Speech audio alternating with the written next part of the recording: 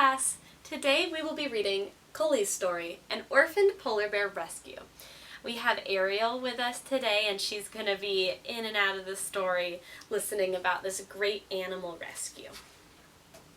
I have a feeling you guys are really going to enjoy this story. It's a true story too, which makes it, I think, even more interesting. Grrr, growled the small, fluffy white bear as the man pulled him out of the icy den. Please don't bite me, little one, whispered the man. I'm only trying to help. Your mama just died, and without her, you won't last long out here by yourself. I have to get you some help. So why do you think the baby bear wouldn't last long in the wild without her mom? Answer in the comments below what you think. With that, the man revved up his snowmobile and raced the baby polar bear to his village for help. The villagers tried to feed the polar bear cub some milk, but like human newborns, the baby bear drank from his mother, not a bowl or a cup. They named the cub Coley, and it tells us pronounced Coley, after their village. So they gave him the name of their village, which I think is pretty special, because they all helped take care of him. As the 3-month-old bear rested in the police hall, villagers rushed to find a dog crate big enough to hold the fuzzy cub. The villagers put Coley on a plane and sent him to a wildlife vet and her team in the North Slope Borough. The vet checked Coley and she said he was healthy enough for another plane ride to the Alaska Zoo. So they're taking care of the polar bear and taking it to different locations where people are trained to take care of animals the best that they can. It was just before midnight when Coley arrived at the zoo. Some polar bears huff or squeak when they're upset. Not Coley.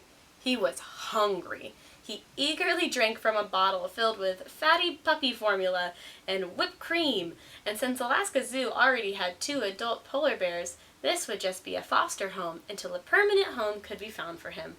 I think he really liked that bottle. They put an extra special treat for him in there. For the next 3 months, the playful young cub romped in his snowy habitat with his keepers. Here's some pictures of him playing around.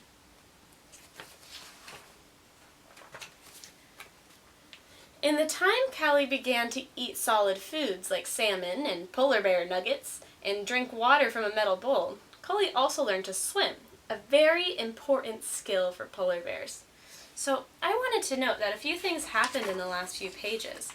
It was telling us over time from when Coley first got to the zoo to what was happening 3 months from there.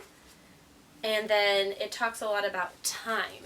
So when we're talking about time, remember that's called chronological order. Sometimes I remember by making my hands into a clock and going chronological order.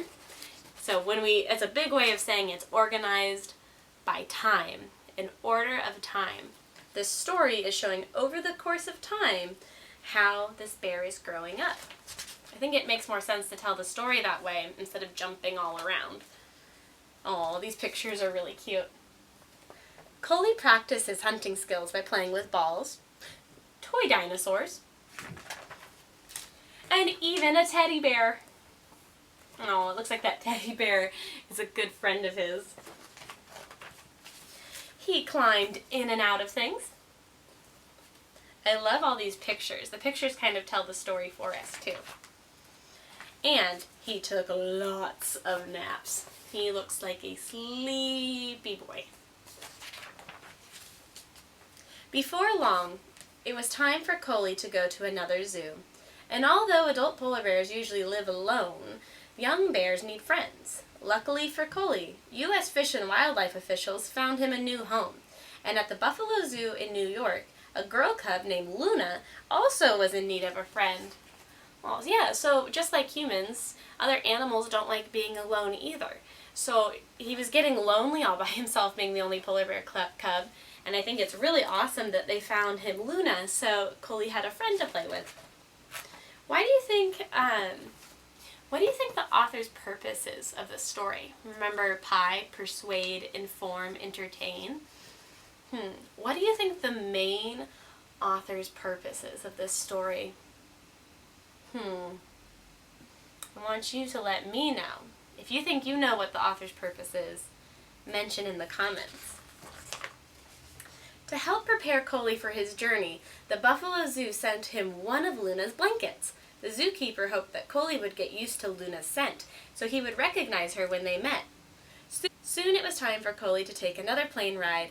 The Alaska Zoo bid farewell to Coley and wished him well in his new life with Luna. If you can see this blanket kind of looks like the snow, but that's a really good idea to give him the blanket to get used to Coley there.